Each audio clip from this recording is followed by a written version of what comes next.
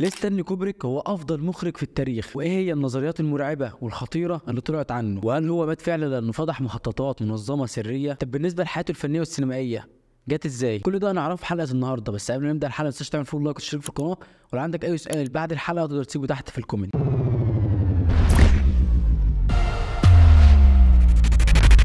مخرج طلع عنه نظريات كتيره جدا، زي ان هو اللي عمل الفيديو بتاع الهبوط على القمر،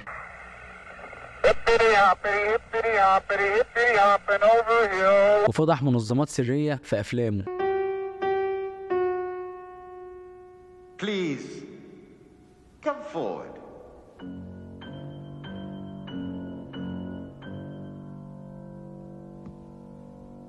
ومفيش ولا فيلم ليه اللي لو ساب فيه رسالة مشفرة أو حاجات خفية من تحت لتحت كده. ستانلي كوبريك اتولد 26 يوليو 1928 ومات سنة 1999. كان مخرج ومنتج ومونتير ومصور، وخد حتى جايزة الأوسكار، وبعتبره واحد من أعظم صناع الأفلام في التاريخ. كان مستواه الدراسي كويس، ولكنه ما كانش بيحب المدرسة، لأنه حسب كلامه المدرسة مش بتعلم الطالب فن التفكير النقدي. فلما جه يقدم في الجامعات أغلب الجامعات رفضته لأنه ما كانش بيحضر أغلب الايام في الثانويه العامه، واشتغل على الحاجه اللي بيحبها وجاب كاميرا وبدا يصور صور لمجله اسمها لوك. كان عايز يجمع فلوس عشان يقدر يصور افلام، وفعلا قدر يصور 3 افلام وثائقيه. اول فيلم عمله كان دي اوف فايت، بعدها عمل فيلم فلاينج بيتر، والفيلم الثالث كان بيتكلم عن البحاره، وكان اول فيلم الوان يعمله. وبعد كده بدأ يشتغل على أول فيلم روائي، فيلم فير أند ديزاير. ما كانش بيديك إجابة واضحة وصريحة ورأي مباشر في أي موضوع كان بيعرضه في الأفلام بتاعته، كان يسيبك أنت كمشاهد تخمن وتحلل. وأعتقد كلنا شفنا كده في أعماله زي فيلم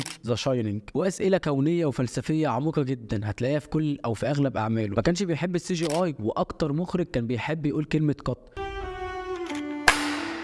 Well, in a work of fiction, you have to have conflict.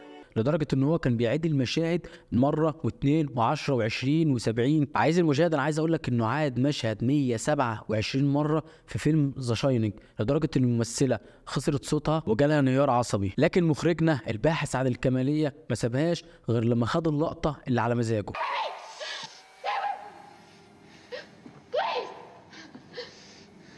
Stop swinging the bat. Put the bat down, Wendy.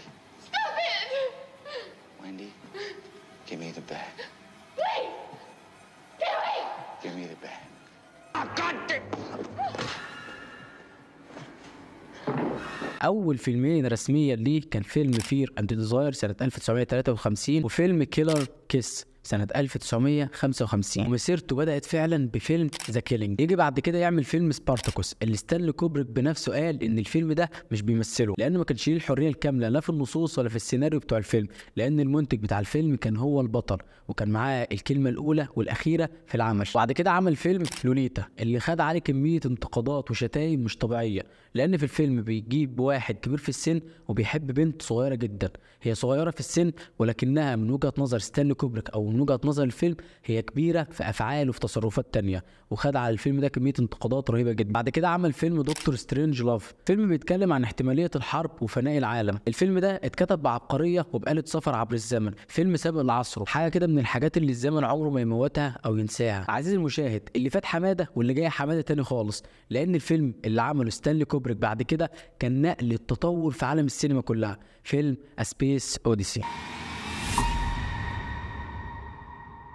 Open the pod bay doors, please, Hal. Open the pod bay.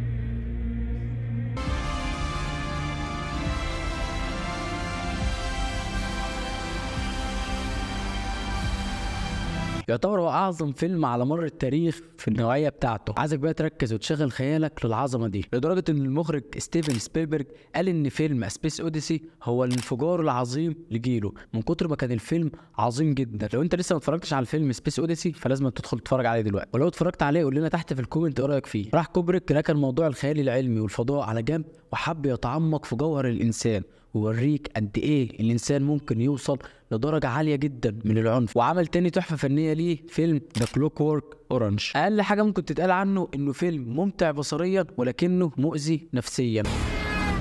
This would sharpen you up and make you ready for a bit of the old ultra violence. لدرجه انه لما نزل لصالات العرض الناس هجمت ستانلي كوبريك واتبعتت له رسائل تهديد، لدرجه ان في واحد هدده بالموت وقال له لو ما سحبتش الفيلم انا هقتلك. وفعلا ستانلي كوبريك ما كدبش الخبر، راح سحب الفيلم من صالات العرض، ومفيش اي حد فهم الفيلم غير بعد 30 سنه من عرضه. مخرج بيديك اللي في دماغه، بمعنى انه مش بيشوف المشاهد عايز ايه ويبدا يعرض لك افلام على حسب اهواء المشاهدين، لا هو بيفكر بره الصندوق ويبدا يجيب لك قضايا او حاجات معينه ويديها لك بطريقه حياديه وطريقه غريبه شويه، بحيث ان انت تبقى قاعد بتسمع العمل او بتسمع الفيلم ما تفهمش المخرج اصلا مع الحاجه دي ولا لا، حتى انت ما تفهمش انت نفسك معاها ولا ضدها، فتبدا تفكر في الحاجه وتبص لها من كذا زاويه، لدرجه ان الفيلم بتاعه ذا شاينينج اتعمل عنه مئات المراجعات. فهو مخرج عبقري بيشاركك افكاره الغريبه والمثيره للجدل. وبعد كده عمل فيلم خلى وكاله ناسا تصنع له كاميرات خاصه عشان يقدر بس يصور مشهد على اضاءه الشمع في فيلم باري لندن. في الفيلم ده كان في مشهد على اضاءه الشموع فكانوا عايزين يصوروه، فقرر المخرج العبقري ستانلي كوبريك انه يستعين بوكاله ناسا علشان تعمل له كاميرا معينه وكاميرا خاصه للمشهد ده بس. كل لقطه في الفيلم كانت عباره عن لوحه فنيه رسمها العبقري ستانلي كوبريك وقدمها للمشاهد على طبق من ذهب. وبعدها ب5 سنين عمل اعظم عمل في تاريخه، عمل فيلم ذا شاينينج، واللي خدها من روايه للكاتب ستيفن كينج. الغريب ان الكاتب ما عجبوش اللي عمله ستانلي كوبريك وقال ان هو خرب الروايه بتاعته اصلا، راح عامل مسلسل من 3 حلقات عن فيلم ذا شاينينج، والمشكله ان المسلسل فشل والفيلم فضل ناجح لحد اللحظه اللي انا بنشر فيها الفيديو ده. بطله فيلم ذا شاينينج قالت ان وقت تصوير الفيلم ده كانت من اسوأ فترات حياتها، لانها كانت بتتعرض لكميه ضغط نفسي رهيبه جدا من ستانلي كوبريك. ستانلي كوبريك كان بيحاول يحطها تحت ضغط نفسي عشان يطلع كل اللي جواه.